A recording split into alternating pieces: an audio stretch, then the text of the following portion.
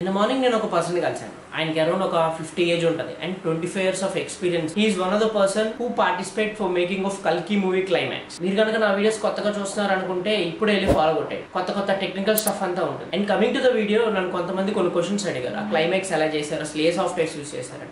So ఈ questions కి నాకు ఆన్సర్స్ దొరకడానికి నేను ఆయన కలిసాను. Okay, first question, lighting and rendering కి సాఫ్ట్వేర్ యూస్ చేశారు for climax which has huge effects elements. Rendering కి మాయా యూస్ చేశారు అండ్ ఎఫెక్ట్స్ ఎలిమెంట్స్ కి హుడీని యూస్ చేశారు. And second question, Ashwatthama flashback లో ఎలా క్రియేట్ చేశారు అండ్ అది మనం చేయగలమా? ఎస్, అది మనం కూడా చేయగలం.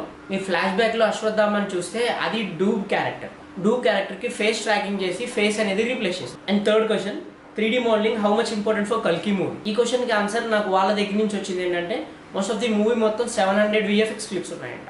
దాంట్లో ఆల్మోస్ట్ 60% 3D మోడలింగ్ ఉన్న 40% ఎఫెక్ట్స్ ఉన్నాయి. And coming to the fourth question, which softwares was used in కల్కి, Blender or Maya 4? Purely Maya. Fifth question, which part of movie make you feel tough? Mahabharata sequence of future. Most of the things అంతా environment create చేయడానికి బాగా tough గా feel అయ్యారంట. So ఇది ఈ movie అనేది futuristic కాబట్టి అవి ఎలా ఉంటాయి, ప్రాప్స్ అండ్ కాన్స్ ఎలా ఉంటాయి, అది డిజైన్ చేయడమే కొంచెం ఛాలెంజింగ్ లా అనిపించిందంట. And moreover climax scene కి VFX చేయడమే కొంచెం టఫ్ అనిపించింది. And sixth question, is AI used for movie?